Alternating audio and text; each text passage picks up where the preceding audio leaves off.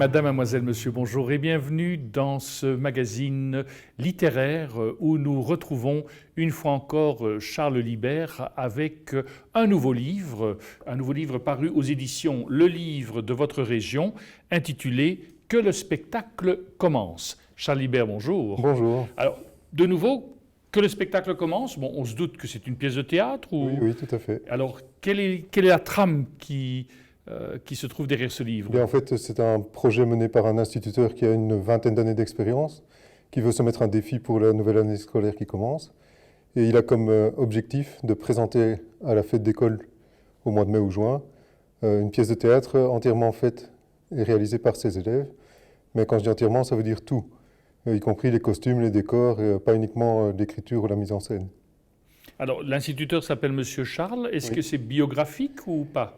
Ce n'est pas biographique, mais quand j'ai fait relire par mes relecteurs, ils m'ont dit que je devais mettre mon nom dedans. Donc j'ai obéi.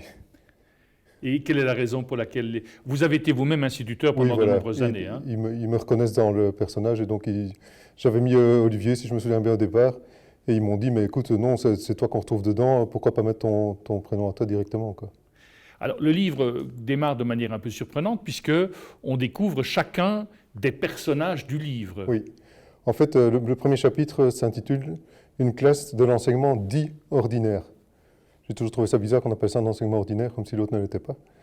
J'ai essayé de présenter les différentes personnalités qu'on peut retrouver au sein d'une classe, que ce soit au niveau caractère, au niveau difficulté scolaire, au niveau parental, au niveau social, sociologique. Enfin, il y a vraiment, pour moi, c'est ce qu'on retrouve dans une classe classique d'aujourd'hui. Alors, ces différents personnages, on a la fille, la petite peste prétentieuse, finalement qui ressemble un peu à sa mère. Non, ça c'est un peu caricatural, non. Okay. Non, je ne dirais pas ça. Mais ce que j'ai essayé de faire, c'est vraiment de montrer que la richesse dans ce genre de projet-là, c'est justement de prendre le contre-pied de ces personnalités. Et donc, l'instituteur en question va faire en sorte exprès de ne pas utiliser les compétences qu'il sait que ses élèves maîtrisent, mais justement de prendre à contre-emploi et essayer de leur faire comprendre qu'ils ont d'autres compétences qu'ils ne connaissent peut-être pas, qui sont tout aussi développées chez eux et qu'il faut mettre en avant.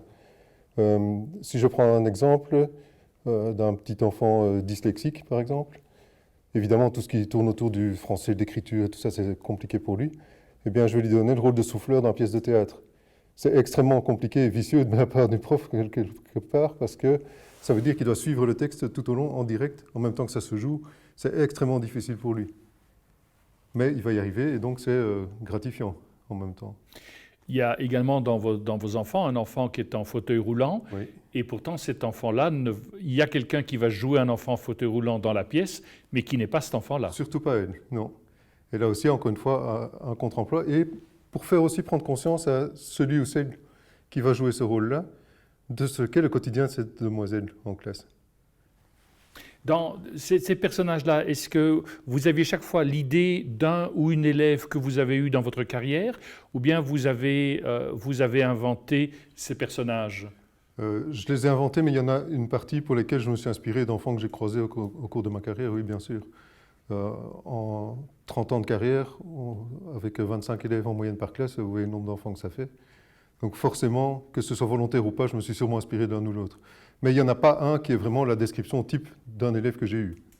Donc il n'y a personne qui pourrait dire, en lisant le livre, « Ah ben c'est moi ». Non, non, je ne cherche pas à avoir des procès. Donc c'est vraiment le fruit de votre imagination Oui. qui a conduit à... Oui, je pense que j'ai voulu mettre ce contre-pied au niveau des enfants, mais aussi au niveau des parents. Parce que quand je décris les enfants, je décris leurs parents aussi en général.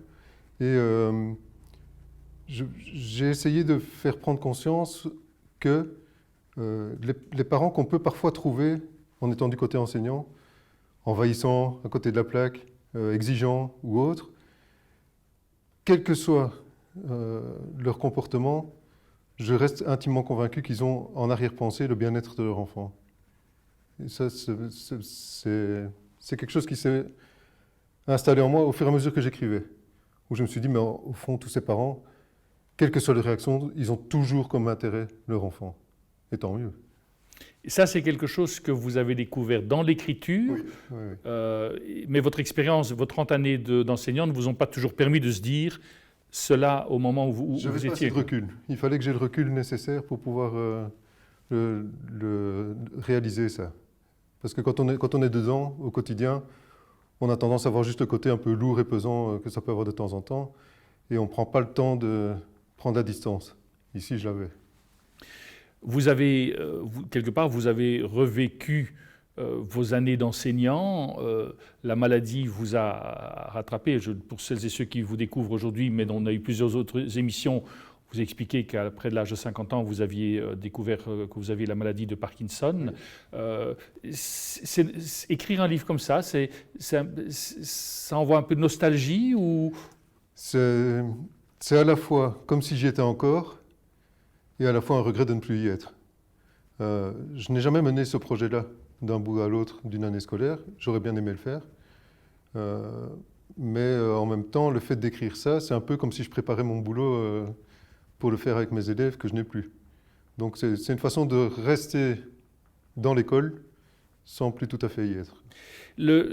C'est une invitation à vos anciens collègues instituteurs et institutrices de leur dire, écoutez, vous savez, un tel projet est réalisable et je vous invite à le faire. Est-ce qu'il y a quelque chose de cet ordre-là derrière? J'ai d'ailleurs eu des communications avec l'un ou l'autre professeur de l'école normale que je connais, où je pense que ce livre est intéressant à exploiter dans la pédagogie par projet. Il y a une chose, par exemple, aussi, où j'ai pris le temps de vraiment expliquer ça, c'est dans la formation des groupes de travail. Très souvent, on a l'impression que quand on fait des groupes, allez, on va faire 8 groupes de 3 dans la classe, le premier, le deuxième, troisième de la liste, vous allez ensemble, etc. C'est extrêmement important de réfléchir à la façon dont on compose ces groupes. Et ça, c'est quelque chose, comme jeune enseignant, je n'avais pas percuté du tout.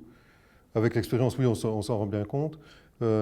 C'est vraiment un investissement nécessaire quand on prépare ce genre de projet, de vraiment réfléchir à la formation des groupes.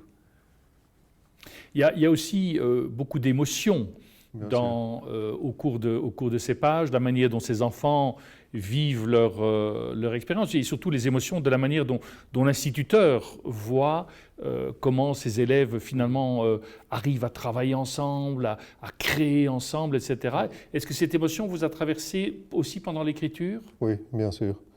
Et je pense que la petite surprise finale, pour moi, c'est la récompense qu'a n'importe quel instituteur dans sa carrière un jour ou l'autre. Où finalement, ses élèves lui amènent quelque chose qu'il n'attendait pas et qui va au-delà de ce qu'il avait espéré. Et ça, c'est arrivé à tous les profs un jour ou l'autre dans leur carrière. Je l'espère pour eux, en tout cas.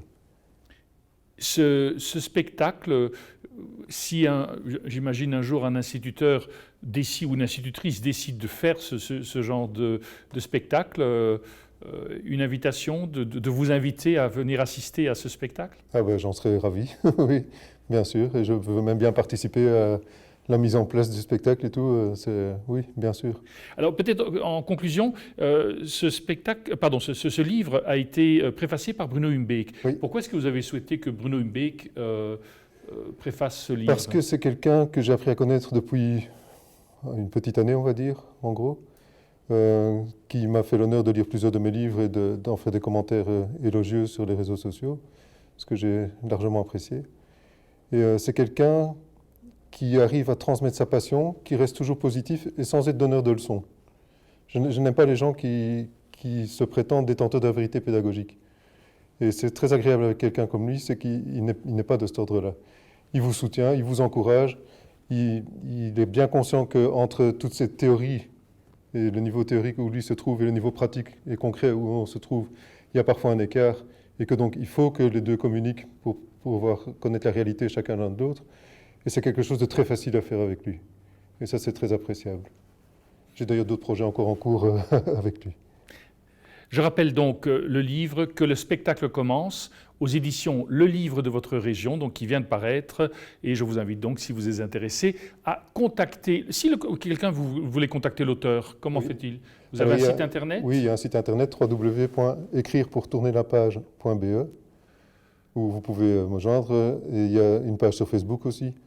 Il y a toutes les coordonnées, il y a tous les ouvrages, tout ce qu'il faut. Donc écrire pour tourner la page, voilà. C'est votre histoire. Absolument. Merci à vous, Charles Libert. Merci. Nous arrivons au terme de cette émission. Au nom de toute l'équipe qui l'a préparée, il ne me reste qu'à vous remercier et vous souhaiter une excellente journée.